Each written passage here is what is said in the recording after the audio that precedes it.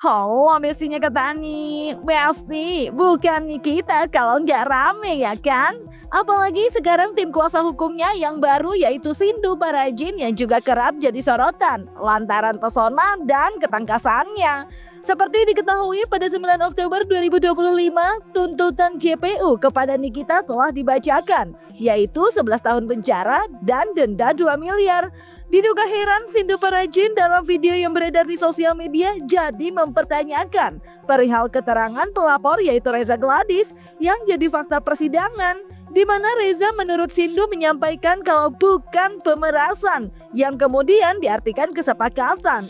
Hal tersebut pun membuat Sindu selaku tim kuasa hukum Nikita mempertanyakan fakta persidangan yang dikesampingkan. Reza Gladys sampai saat ini harusnya masih menjual glowing booster cell dong. Tapi kenapa sampai saat ini tidak dijual lagi glowing booster cell? Bahkan sebelum memberikan uang 4 miliar, ya, glowing booster cell setelah ditarik oleh e-commerce oleh Reza Gladys. Berarti kan pemberian uang 4 miliar itu bukan ditujukan untuk itu. Memang untuk kesepakatan, dan memang di dalam fakta persidangan pun ya Reza Gladys di fakta persidangan menyampaikan keterangannya itu bukanlah pemerasan tetapi kesepakatan. Bagaimana fakta persidangan nih, bahkan keterangan pelapor pun dikesampingkan oleh jaksa penuntut umum.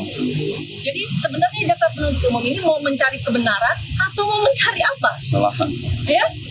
Itu fakta persidangan, bahkan pelapor pun menyampaikan keterangannya seperti itu. Ya, kalaupun mau dikonstruksikan 4 miliar itu untuk menutup mulut ya, kemudian kita anggaplah itu sudah tutup mulut. Berarti harusnya aman dong dia menjual lagi glowing booster cell. Lalu kenapa sampai saat ini nggak dijual? Itu sudah dalam logika pemerasan, sudah tidak masuk di dalam logika pemerasan yang dimaksud. Ya. Iya dong. Ini kan pembayaran topnya memang digunakan untuk kesepakatan untuk mereview produk-produknya Reza Gladys yang tidak overclaim.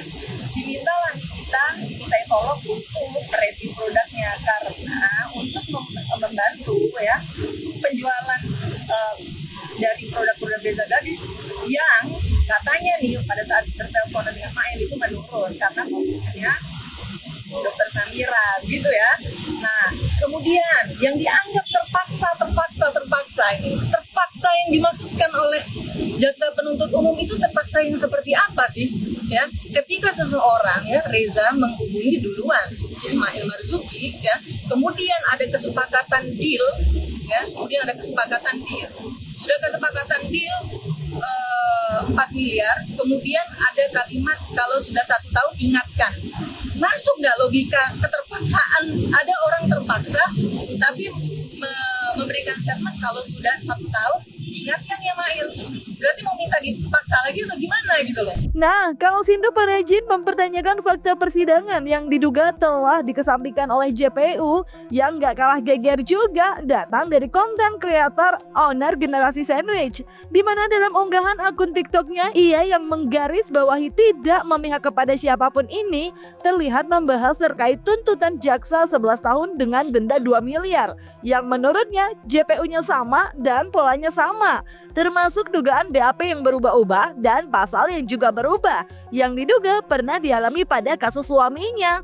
Meskipun begitu, ia pun menghimbau berkaca terkait aliran dana tentang TPPU, owner Generasi Sandwich pun meminta kepada siapapun untuk tak sembarangan menerima aliran dana mengingat adanya hukum, Besti.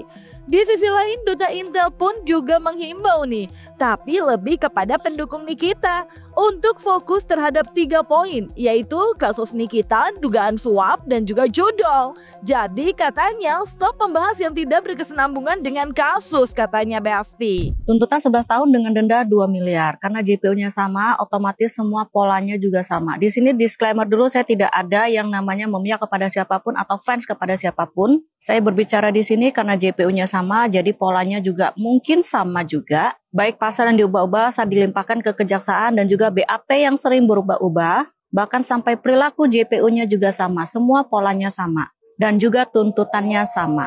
Jadi mohon maaf nih, aku speak up sedikit lagi, jangan nanti aku didatengin. Jadi aku tidak memihak pada siapapun, saya berbicara sesuai dengan pengalaman yang saya alami. Jadi yang memberatkan itu adalah pasal TPPU-nya, bukan pemerasan. Sama seperti kasus suami aku juga dimasukkan ke pasal TPPU padahal kerjasama. Semoga ya dugaan aku meleset dan tidak sama dengan kasus suami aku, dan semoga juga hakimnya itu bisa membuka mata dan juga hati dan melihat kebenaran yang ada pada waktu bukti-bukti yang sudah dilampirkan. Jadi saya juga bersedih hati, apalagi dia seorang perempuan juga, tapi apa boleh buat ya, namanya juga hukum negara Konoha. Setiap kerjasama apalagi ada aliran uang itu masuk ke TPPU, jadi sama aja seperti tipikor. Bahkan bisa dibilang tipikor tuh hukumannya lebih ringan daripada kerjasama. Jadi untuk kalian semua yang nonton video aku, jangan pernah kalian terima uang ataupun kerjasama dengan iming-iming apapun juga. Stop. Hukum negara Konoha itu sangat kejam dan memihak kepada orang-orang yang punya kuasa, bahkan uang. Itu real, hanya terjadi di negara Konoha. Yang nggak punya uang dan nggak punya kenalan, bahkan nggak punya kuasa, bye-bye. Ini buat kalian ya, fans-fansnya Niki ataupun siapapun itu di luar sana yang mendukung Nikita Mirzani. Stop ngebahas tentang jaket jeans biru. Oke, stop ngebahas tentang itu. Dan stop ngebahas tentang apapun yang tidak berkesinambungan dengan kasus yang dialami Niki sekarang ini ya. Ingat, kalian harus fokus sama 3 hal aja. Yang pertama, kalian harus fokus sama kasusnya Niki sekarang ini. Yang kedua, kalian harus fokus terhadap kasus suap penyuap yang katanya itu sudah dikondisikan. Dan yang ketiga, kalian harus fokus terhadap kasus judol. Pokoknya kalian jangan lupa ya sama 3 yang harus kalian ingat ya. Kasus Niki, kasus suap penyuap yang dikondisikan, dan juga kasus judol. Judol, judi online. Pokoknya kita harus ngebatas judol ya. Judol, J-U-D-O-D tambah L, judol.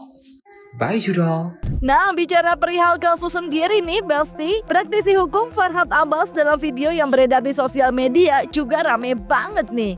Dimana dalam video tersebut, Farhad menghimbau agar jaksa yang menurut Farhad boleh ribut dengan Nikita, tapi janganlah karena kemarahan atau kebencian jadi nggak adil. Aduh.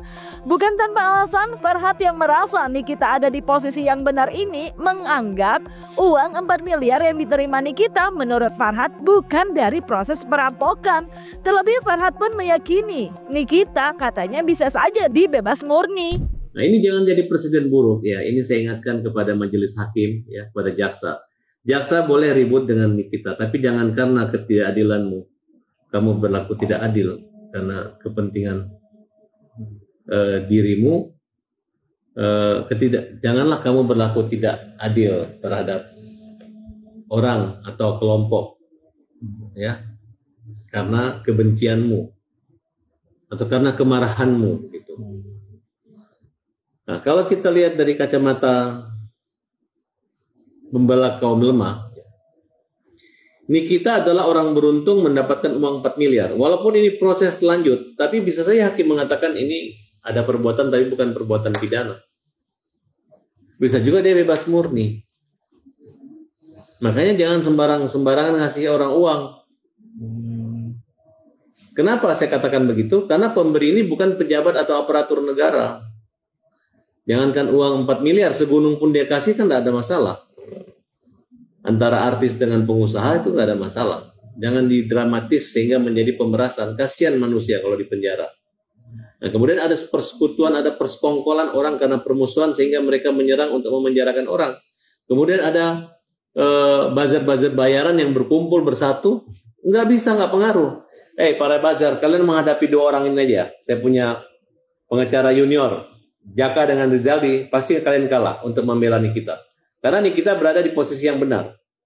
Kalau masalah ada bukti menerima 4 miliar, itu bukan karena proses perampokan, bukan karena proses pencurian, bukan karena proses penggelapan, tapi dikirimkan dengan sukarela. Walaupun digunakan untuk membayar cicilan rumah tidak ada masalah.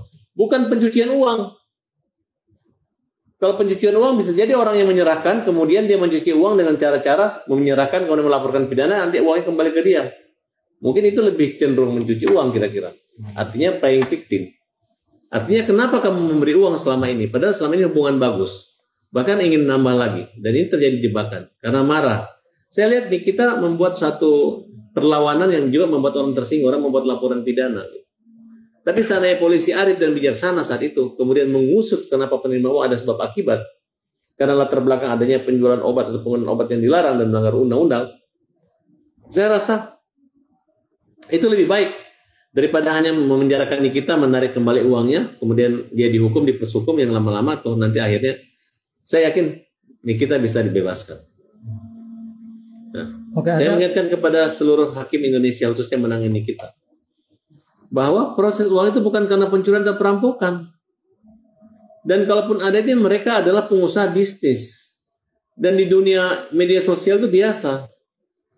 Ada orang jual rumah dibagi 2 hasilnya. Ada orang ngurus perkara bagi 2 hasilnya. Mungkin perkaranya 1 triliun. Apakah gara-gara menerima 500 miliar jadi tidak halal uang tersebut?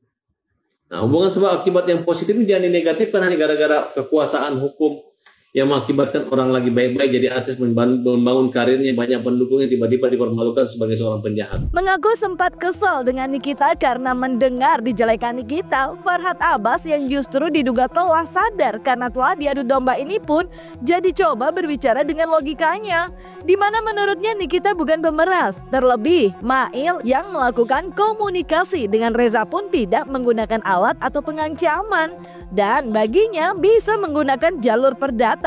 Terlebih, Farhad juga menduga kalau Nikita sengaja dipenjarakan dan dimatikan karir serta ekonominya. Waktu saya dikompor-kompori teman-teman saya, katanya bahwa Nikita jelekin kamu, Hat.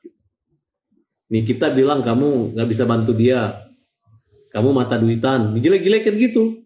Loh, siapa yang minta uang? Akhirnya saya marah sama Nikita, saya hajar Nikita. Lama-lama saya ketahuan, katanya uang teman saya yang ambil uangnya. Baru saya menyadari, selama ini kita diadu domba orang dong kalau begitu. Akhirnya saya bilang, udah, kita coba berbicara pakai logika dan akal sehat kita, bahwa Nikita bukan perampok, bukan pemeras, bukan nakut-nakutin orang. Yang berkomunikasi itu Ismail. Ismail juga tidak terlalu keras, tidak terlalu garang, tidak terlalu kelihatan penjahat, tidak menggunakan alat ataupun pengancaman, tidak ada. Rasa ketakutan yang berlebihan yang membuat adanya keuntungan. Dan itu sebenarnya kalau memang terlalu banyak tinggal dibuat secara perdata saja, disomasi secara baik-baik. Bukan dengan cara lapor polisi, kemudian aparat polisi maupun kejaksaan juga sama-sama juga mengatakan ini penuh unsur, dan mungkin ahlinya juga mengatakan ini adalah pemerasan dan lain sebagainya. Padahal kan bisa dilihat. Kecuali dia hakim, jaksa, polisi, terima uang nggak boleh. Tapi kalau dia Nikita sebagai media sosial, justru kalau nggak terima uang nggak boleh gitu. Biasa kok. Tapi kan tujuan orang ini kan bukan mencari uang.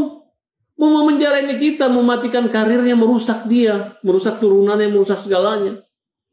Secara ekonomi, secara sosial, secara psikis, nama baik semua dirusak. Padahal dia diselamatkan oleh Nikita saat itu. Gitu.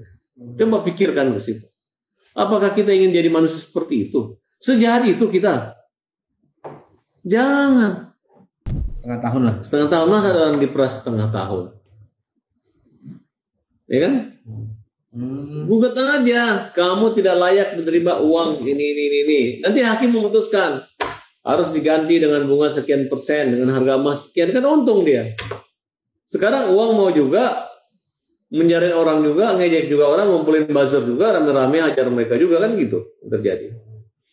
Terus lo dinilai sebagai manusia apa? Manusia hebat. Bisa ngasih uang 4 miliar, ambil lagi pakai pengacara, bayar bahasa macam gini. Lu kaya lagi, orang masih menderita. Itu yang hebat. Enggak kan? Ya kalau mau ya udah, penjara aja. Tenang aja, gak usah dikumpul, gak usah dapat. Gak usah lagi mau melegalkan semua produk dan segala macam dengan cara-cara seperti itu. Enggak. Kalau bagi saya, kalau namanya penjahat, ya penjahat.